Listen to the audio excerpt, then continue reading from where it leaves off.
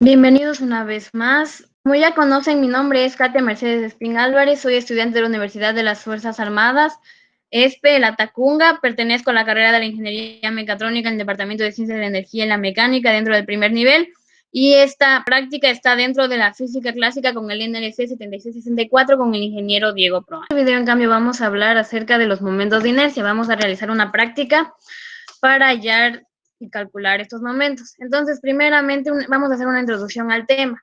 El centro de masas de un sistema de partículas es un punto que a muchos efectos se mueve como si fuera una partícula de masa igual a la masa total del sistema. Entonces, a partir de la definición del centro de masa, vamos a calcular el punto de equilibrio como hicimos en la anterior práctica.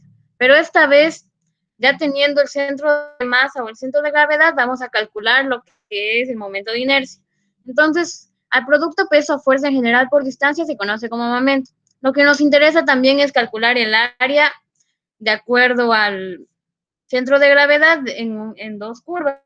Entonces, aquí tendremos la fórmula adecuada. Además, también sabemos que la masa es una medida de la tendencia de la materia a resistirse a cambios en el movimiento rectilíneo, y por esto el momento de inercia es una medida de la tendencia de la materia a resistirse a cambios en el movimiento de rotación. Entonces, para calcular el momento de inercia con respecto a una curva, se tiene que realizar la integral, por ejemplo, con respecto al eje X, se tiene que realizar la integral multiplicando y al cuadrado por la diferencial de A. Y con respecto al eje Y sería X al cuadrado. Aquí también tenemos representaciones en cuanto a si es un área rectangular o si es un área triangular.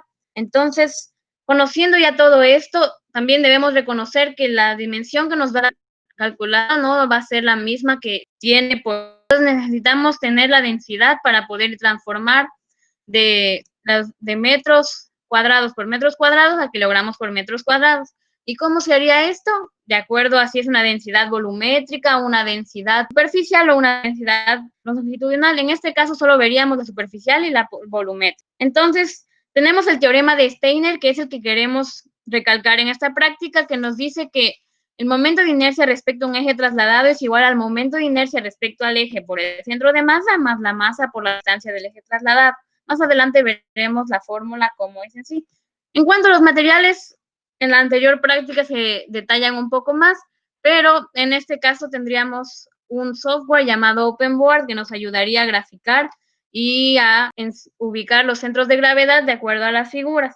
Entonces, la obtención de los datos nos daría, primeramente, para calcular el área, sería la figura de 7 divisiones. Entonces, a la final, lo que más nos concede en esta parte es tener la posición en X, Y, Z y la longitud y base por altura. En cambio, en la figura en 3D sería el cálculo del volumen. Entonces, tendríamos las posiciones de igual forma y el volumen ya calculado con las fórmulas que veremos más adelante. Entonces, en cuanto a los cálculos, primeramente se calcularía el área para cada figura y como podemos observar, la mayoría eran triángulos, entonces todos tendrían la misma fórmula de 1/2 por la base por altura y solo uno tendría base por altura, que en sí sería un cuadrado. Entonces, el volumen, en cambio, en la figura 3D, como eran en 4 divisiones, se tenía 4 volúmenes donde 1, 2 y 4 eran iguales. Entonces, tendríamos este cálculo. Ahora el cálculo de la masa.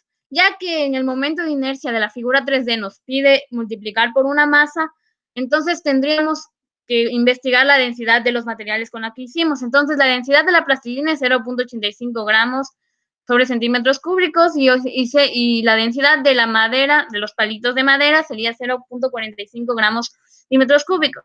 Entonces, para todo esto se ocuparía la misma fórmula y también la densidad total sería la suma de estos dos materiales. Entonces, ya podemos observar cómo se calcularía y podemos observar que también estos mismos, ya que tenían el mismo volumen, tienen la misma base. Ahora, para la figura a partir del área que tenía una curva, entonces en esta ya teníamos los cálculos para calcular el área y simplemente nos daba una integral de la ecuación, dándonos en sí 8/15. Para la figura plana de dos curvas, que era nuestro ensayo 4, no tenían ninguna área en común, entonces tampoco tenía centro de gravedad y tampoco tendría momento de inercia. Ahora entonces el cálculo del momento de inercia para la figura de 7 divisiones, como podemos observar, eran 6 triángulos, entonces tendríamos 6 veces la misma fórmula del triángulo, que es 1 sobre 36 por b por base por altura al cubo más la área por la distancia al cuadrado. Esta es la fórmula de Steiner. Entonces, ya calculando esto, tendríamos en cambio el momento de inercia del rectángulo. Entonces, sería 1/12 por base por altura al cubo más la área por la distancia al cuadrado. Entonces, en sí, esto nos daría el momento de inercia para todos estos y ya sumando las 7 divisiones nos daría el momento de inercia con respecto al eje horizontal del centro de gravedad. Por eso es que las distancias que podemos observar aquí serían las que más adelante observaríamos en las figuras cuando ya se hayan presentado. Entonces, aquí tenemos, en cambio, el cálculo del momento de inercia para la área de 2 curvas. Entonces, aquí podemos ver que primero se realiza la integral de manera conocida con la fórmula de x a la n es igual a x a la n más 1 sobre n más 1. Entonces, aquí se le realizaría de esa manera y después se reemplazaría dA por dx y después se haría nuevamente la otra integral y en este caso sería la misma fórmula de x a la n y nos daría un momento de inercia que es el mayor de 0.4277.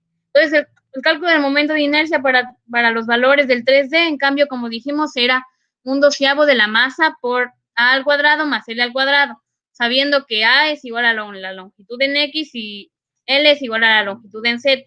Entonces, haciendo este cálculo, nos daría para cada uno un valor, solo para 2 nos daría valor igual, por lo que tienen las mismas dimensiones.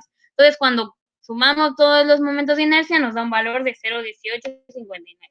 Entonces, los resultados. Podemos observar los valores en las tablas, aquí teniendo la longitud de la base, la de altura, la área y la distancia, para la figura de 7 divisiones. Aquí, en cambio, tendríamos la longitud en X, Y en Z y la masa calculada.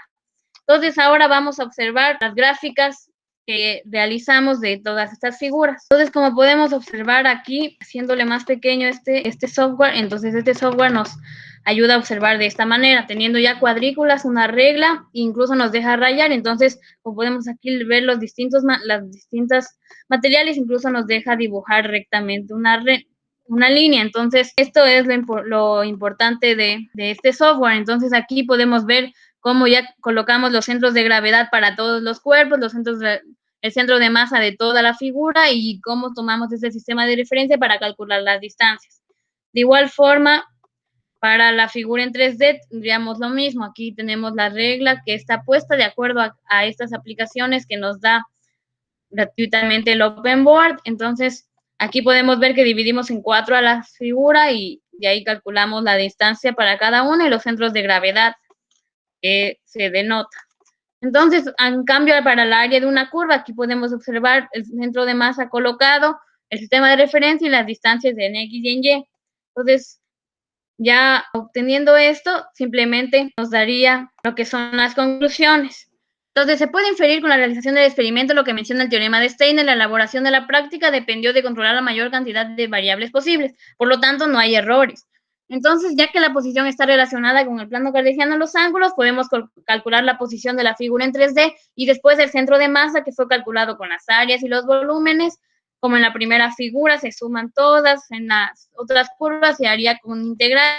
De esta manera ya calculáramos los momentos de inercia, que ya analizando con valores nos daría que para la figura de 7 divisiones fue de 0.2406, para el de una sola curva fue de 0.4277 y el 3D tuvo un valor de 0.1859. Entonces, además, también se reconoce la utilización de objetos caseros propios del hogar para realizar la práctica y también se aprende más de esta y no de una teoría simple. Entonces, es importante que no se pierda también una inversión económica en el proceso.